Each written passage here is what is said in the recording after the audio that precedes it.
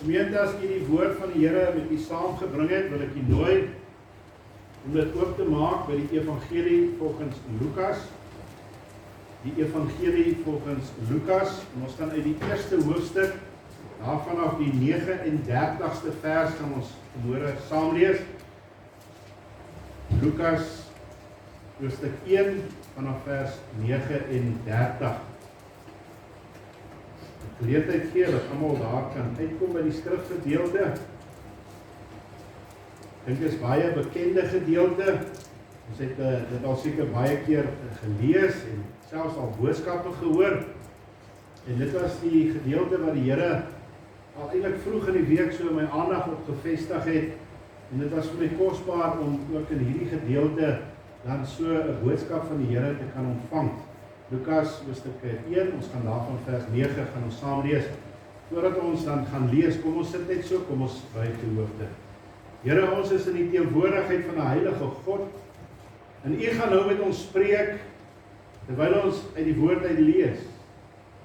En daarom bid ons dat die Heilige Gees ook nou kragtig werksaam sal wees hier in ons gedagtes, dat ons kan verstaan en ook dan kan inneem. En daarom bid ons nou, Here, kom en ontmoet U vir ons in hierdie tyd vanmôre, op hierdie kosbare plekkie. Ons loof U naam. Amen. Die skriflesing is uit die evangelie volgens Lukas, hoofstukke 1, en ons gaan van vers 39 tot by vers 45 saam lees. En in daardie dae het Maria opgestaan en haastig na die bergstreek gegaan, na 'n stad van Juda. En sy het in die huis van Sagaria gekom en Elisabeth gegroet. En toe Elisabeth die groet van Maria hoor, het die kindjie in haar skoot opgespring en Elisabeth is vervul met die Heilige Gees. En het met 'n groot stem uitgeroep en gesê: Geseënd is jy onder die vroue, en geseënd is die vrug van jou skoot. En wat het my oorgekom, dat die moeder van my Heer na my toe kom? Want kyk, toe die geluid van jou groet in my ore klink, het die kindjie in my skoot van vreugde opgespring. En salig is sy wat geglo het, want die dinge wat deur die Here aan haar gesê is, sal vervul word. Net tot sover ook dan uit die wonderlike woord van die Here. Hierdie gedeelte wat ons nou saam gelees het, is het afgespeel waar die engel Gabriël dan aan Maria en Josef verskyn het en vir haar gesê het sy gaan swanger word en 'n seun baar. Dit was eers vir hulle baie onmoontlik, want hulle het nog nooit 'n gemeenskap gehad nie. Sy was 'n maagd gewees. En toe die aankondiging gekom, en dit wat nou hier gebeur het nou 6 maande gebeur nadat Elisabeth dan nou swanger geword het met Johannes die Doper, waar hulle ook op hulle ouderdom dan die boodskap gekry het toe die engel aan Sagaria verskyn het, dat sy vrou gaan swanger word. En daar het toe nou ander dinge gebeur wat ons nou by gaan uitkom. En die engel bring hierdie boodskap ook aan Maria, dat sy gaan swanger wees, en dat sy ook dan die Allerhoogste gaan dan ook in haar baarmoeder wees. Toe Maria dan daar by Elisabeth kom, was daar 'n intense teenwoordigheid ervaar van Jesus. En dit is ons tema dan ook vanmôre vir die boodskap, in die teenwoordigheid van Jesus. Ek glo met my hele hart dat u vanmôre ook daardie begeerte gehad het om vroeg vanmôre al so in die teenwoordigheid van Jesus te kan wees, dat ons wanneer ons hier kom, ook die teenwoordigheid van Jesus so kan ervaar, tot ons hier uitgaan en uitgestuur word in die teenwoordigheid van die Here Jesus Christus. Dan nou ons besluit, ons wil 'n funksie reël, dalk een Saterdag, en ons wil 'n baie bekende persoon nooi om die mense toe te spreek dalk. En ons kies iemand dalk soos ons nasionale Springbok kaptein Rassie Erasmus. gaan daar baie mense kom om hom te ontmoet, om in die teenwoordigheid van hierdie belangrike persoon dan te kan wees. Want ons voel ons belangrik, wanneer ons in die teenwoordigheid van iemand belangrik is. Ons gaan selfs wel foto's neem saam met hom, sodat ons vir ander mense kan wys. Maar ons was in die teenwoordigheid van ons nasionale Springbok afrigter. Om in die teenwoordigheid van die Here Jesus Christus te wees, behoort ook 'n groot begeerte in ons as kinders se harte te wees. Om soveel as moontlik in die teenwoordigheid van Jesus te kan wees. Maar baie mense is verleer om in die teenwoordigheid van Jesus te wees. En ek glo die groot rede is, daar is iets wat bots, en dit is sonde. Mense het sonde in hulle lewens, sondige leefwysens, en hulle het nie daardie begeerte om in die teenwoordigheid van Jesus te kan kom nie. Hulle vermy die teenwoordigheid van Jesus. Hulle vermy om saam kerk toe te kom. Hulle vermy om daar in die binnekamer te bid tot die Here. Want dit bots teen die heiligheid van die Here Jesus Christus. Wanneer ons hier by mekaar is, en Horasie is hier, dan gaan ons almal graag met hom wil gesels. Maar die groot gesels gaan wees oor rugby. Want dit is wie hy staan voor, dis wie ons hom ken. En ons almal gaan kom met ons rugby praatjies na Rassie toe. En as ek niks van rugby al weet nie, gaan ek nie met hom wil praat nie. Ek gaan my maar een kant hou, want gaan glad nie eens opdaag daardie dag nie. En so is dit met die mens wat met bewuste sonde in sy lewe sit, of sondige leefwysens, wat in die teenwoordigheid van Jesus nie wil inkom nie. Hy vermy die teenwoordigheid van Jesus. Die Here het gesê, ons moet met vrymoedigheid na die troon van God kan nader. Die teenwoordigheid van Jesus hou 'n baie groot voordeel in vir die mens wat werklik sy teenwoordigheid begeer. Daar moet ook hierdie begeerte in ons harte wees, om gereeld in die teenwoordigheid van Jesus te kan wees. Die skrifgedeelte wat ons vanmôre saam gelees het, bring vir ons 'n bietjie realiteit van twee babatjies wat nog binne in die moederskoot is, wat in die teenwoordigheid van mekaar kom. Elisabeth, 6 maande swanger met Johannes die Doper. Maria, wat so pas swanger geword het, toe die Here die beloftes vir haar gegee het. En hulle kom saam daar by mekaar in die huis van Sagaria. En daar was 'n reaksie wat plaasgevind het van Johannes die Doper, maar ook van sy moeder, toe hulle in die teenwoordigheid van Jesus gekom het. Jesus in die baarmoeder kom in die teenwoordigheid van Elisabeth en van Johannes die Doper. En toe die engel aan Maria verskyn het, het daar 'n sekere beloftes gemaak is aan Maria. Het ons gesien dat die engel vir haar gesê het in Lukas 1 vers 31 en 32, en kyk, jy sal swanger word en 'n seun baar, en jy moet hom Jesus noem. Hy sal groot wees en die seun van die Allerhoogste genoem word, en die Here God sal aan hom die troon van sy vader Dawid gee. Ek wil vanmôre dan met u praat onder die tema in die teenwoordigheid van die Here Jesus. Nou hierdie skrifgedeelte bring vir ons 'n paar belangrike aspekte na vore wanneer ons in die teenwoordigheid van Jesus inkom. Ek wil vanmôre 4 aspekte met u hanteer wanneer ons ook in die teenwoordigheid van Jesus kom. Soos wat Maria met Jesus in die moederskoot in die teenwoordigheid gekom het van Elisabeth met Johannes in die moederskoot. En die eerste gedagte, die teenwoordigheid van Jesus is bewustelik. Maar Elisabeth het dadelik bewus geword van die teenwoordigheid van Jesus. So ook Johannes daar in die moederskoot. Vers 41 en vers 42 wat vir ons sê, en toe Elisabeth die groet van Maria hoor, het die kindjie in haar skoot opgespring. En het Elisabeth met 'n groot stem uitgeroep en gesê, geseënd is jy onder die vroue, en geseënd is die vrug van jou skoot. Daar was 'n dadelike bewustheid van die teenwoordigheid van die Here Jesus in daardie dag van Elisabeth se lewe. Ons kan vanmôre hier na die kerk toe gekom het, ons kan hier in die erediens sit, en daar is hierdie intense ervaring van die teenwoordigheid van die Here Jesus Christus nou in die midde. Of jy kan vanmôre hier uitstap en sê, daar was niks vir my by hierdie diens nie.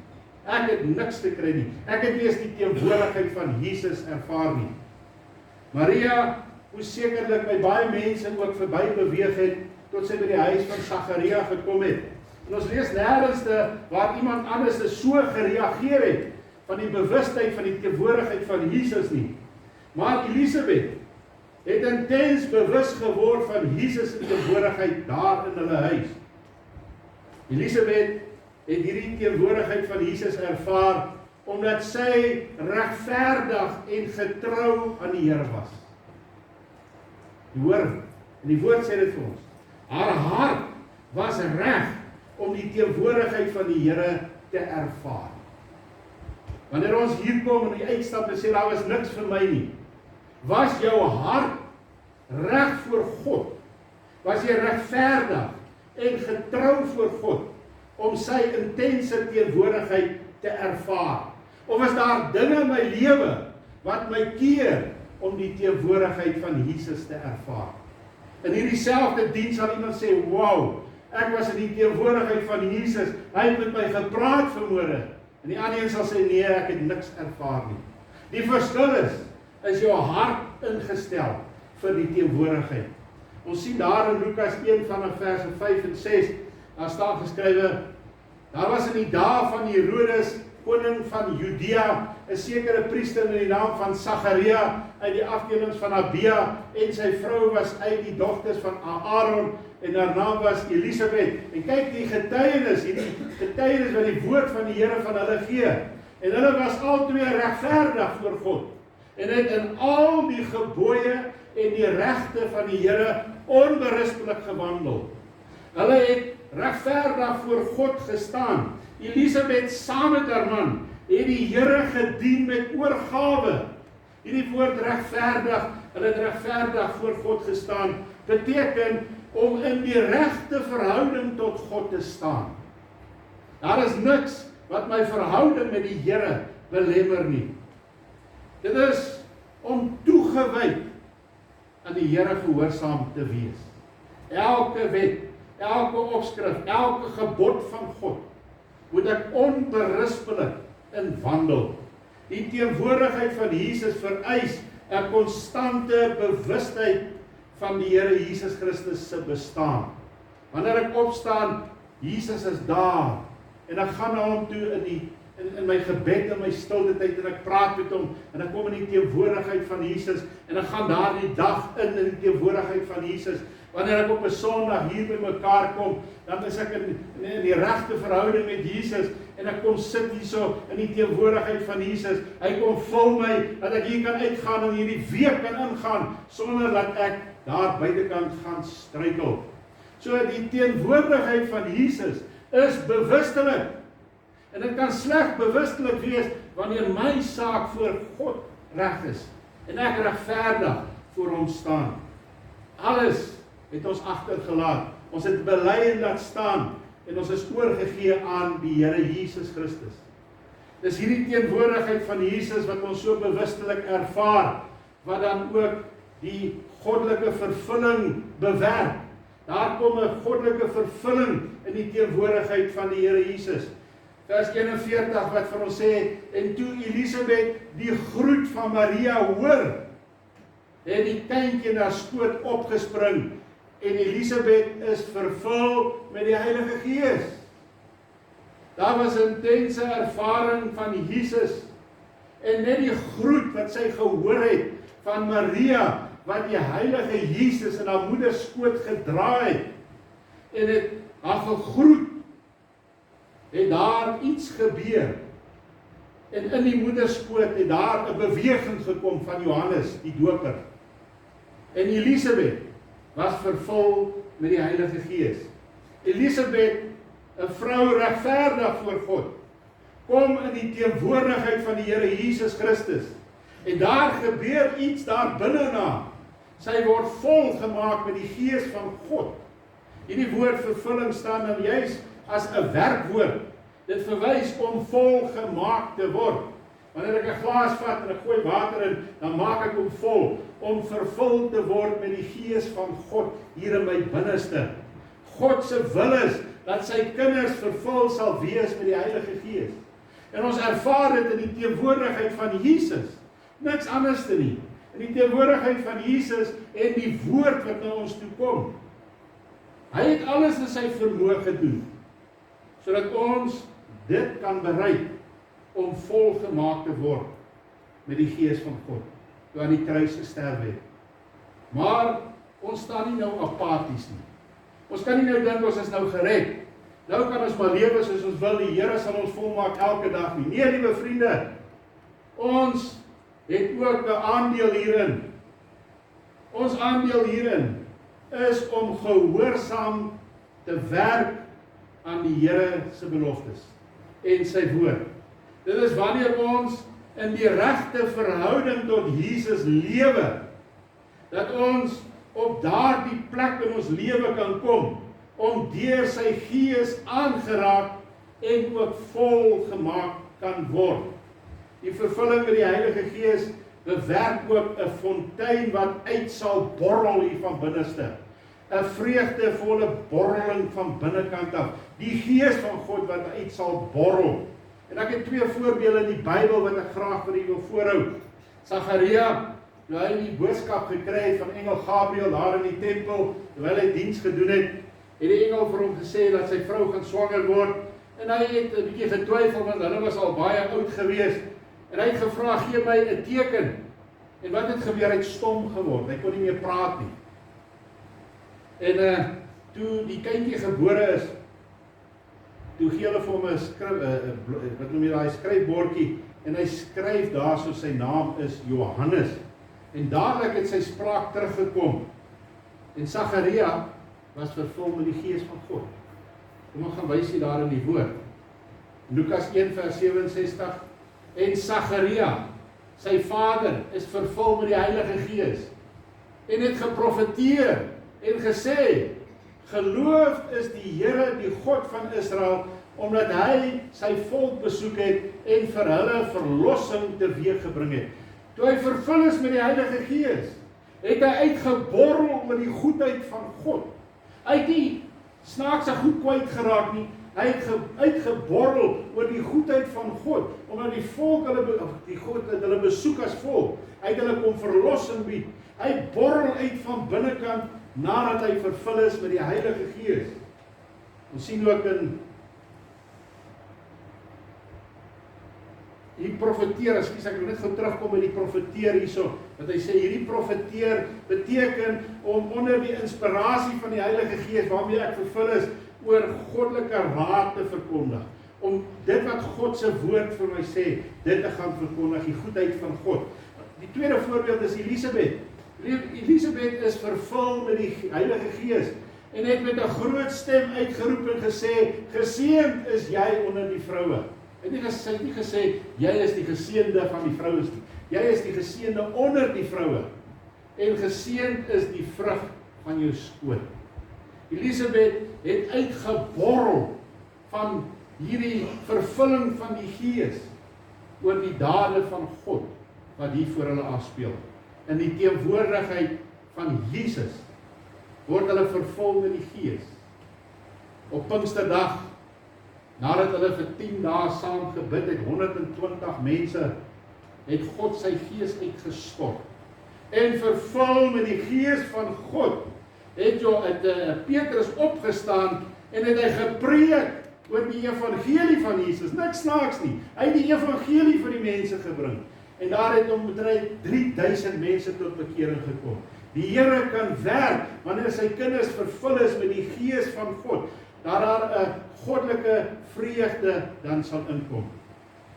Dis 'n bewustelike ervaring, dis 'n bewustelike teenwoordigheid van die Here. Dit bewerk ook hierdie goddelike vervulling en dan bring Dit is die derde oorweldigende vreugde. Bring 'n oorweldigende vreugde. Vers 44 wat sê, want kyk, toe die geluid van jou groet in my ore klink, het die kindjie in my skoot van vreugde opgespring. Daar het iets gebeur binne in die moeder skoot met 'n babietjie toe die ma die groet gehoor het van hierdie geheiligde Maria. Die heel eerste mens wat Jesus erken het as die koning van die konings, die Here van die Here, die almagtige skepper, was Johannes die Doper, binne in die moederskoot.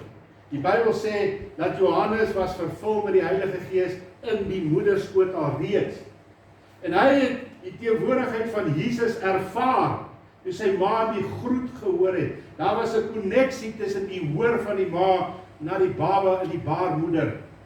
En hy erken Jesus. En hy het opgespring. Ek het so gedink aan die weermag, wanneer daar iemand met 'n hoë rang inkom, en spring jy op en jy staan op aandag. Daar was hierdie vreugde wat daar in Johannes die Doper was. Die mense wat in die bewustelike teenwoordigheid van Jesus kom, en wat regverdig voor hom staan, ervaar 'n vreugde, wat hierdie wêreld nie vir ons kan gee nie.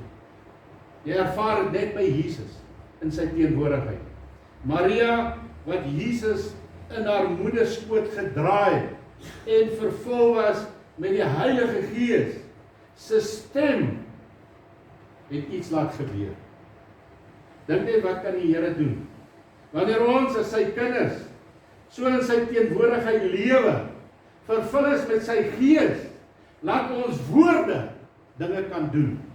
God kan groot dinge doen. Nie omdat ek en jy iets is nie. Nie dat ek en jy kan lewe spreek nie. Ons is 'n mens. God kan deur ons woorde, wonderwerke doen. Sien daar in verse 44. Want kyk, toe die geluid van jou groet in my ore kom. Daar was net 'n groet. Goeiemôre, Elisabeth. En daar gebeur iets. Hulle ervaar intens die teenwoordigheid van Jesus. En Johannes spring op van vreugde. Deur die praat kan die Here groot wonderwerke doen. Daarom moet ons versigtig wees, ons woorde en hoe ons dit sê. Wanneer die kind van God se lewe oorgegee is en hy is vervul met die Heilige Gees, sal daar 'n ongekende vreugde van die binneste wees. Dis die vreugde wat God vir ons gee. Dis 'n vreugde wat nie deur ander mense vir ons kan gegee word nie. Dis nie 'n vreugde wat 'n mens vir jouself kan bewerk nie. Dis 'n vreugde wat in die hart is, wat deur die Here Jesus Christus gereinig is en vervul is met die teenwoordigheid van Jesus en sy Gees. En daar is 'n vreugde wat sal uitborrel van binnekant af. Die teenwoordigheid van die Here Jesus Christus is 'n vreugdevolle vervulling met sy Gees. Die laaste gedagte wat hier na vore kom, is die teenwoordigheid van Jesus bewerk vrede. Daar is 'n ongekende vrede wat sy teenwoordigheid in my lewe bring. Vrede is die teenoorgestelde van oorlog en vyandskap. Dis net die Here wat dit kan doen. Ons sien in verse 45, en salig is sy wat geglo het, want die dinge wat deur die Here aan haar gesê is, sal vervul word. Hierdie woord salig staan as 'n selfstandige naamwoord, en dit beskryf vir ons iets. Dis wat dit beteken, dit beskryf vir ons iets. Hierdie salig beskryf vir ons daardie hoogste goedheid en genade van God, wat ons ontvang en beleef naas ons redding. Dis iets wat God vir sy kinders wil gee. Dis die algenoegsame vrede van God. Hy wil ons kom vul met sy Gees, maar hy wil ons nie net vul met sy Gees nie, hy wil ons sy vrede kom gee. Ons sien daar die woorde van die Here Jesus Christus in Johannes 14 vers 27. Vrede laat ek julle na, my vrede gee ek aan julle. Nie soos die wêreld gee ek aan julle nie. Die Here Jesus Christus se vrede gaan alle verstand te bowe. Dis 'n vrede wat ons nie vir mekaar kan beskryf nie. Jesus se vrede dryf ook die vrese en die haat uit ons harte uit. 2 Tessalonisense 3 vers 16. En mag hy, die Here van die vrede, julle altyd vrede gee op allerlei wyse. Mag die Here met julle almal wees. Daardie vrese, daardie wrokke, daardie onvergewensgesindheid, daardie neerslagtigheid, daardie diepe depressiwiteit, kom die Here en hy kom verwyder dit wanneer hy ons daardie vrede gee. Salig is hulle wat die Here glo. In die teenwoordigheid van Jesus is daar altyd vrede. Nie net om hier by die kerk vrede te hê nie, maar ook waar ons gaan in die lewe, waar ons in die week gaan, oralste waar ons besig is met mense. Maar vrede loop altyd saam met geloof. Die Here gee vir ons vrede wanneer ons glo. Dis wat die vers sê, vers 45. En salig is sy wat geglo het. Sy het geglo. Nou geloof is nie net iets wat ek self ontwikkel nie. Ek kom nie my gedagtes op en nou glo ek nie. Geloof staan altyd op God se beloftes. Sê, en salig is sy wat geglo het, want die dinge wat deur die Here aan haar gesê is, sal vervul word. Die Here het beloftes vir haar gegee.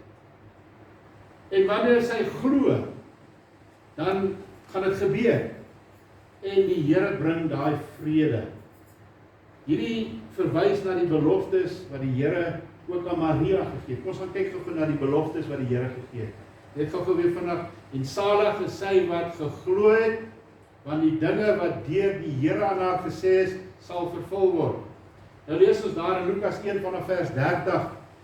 En die engel sê vir haar, moenie vrees nie, Maria, want jy het genade by God gevind. En kyk, jy sal swanger wees, of word, en 'n seun baar, en jy moet hom Jesus noem.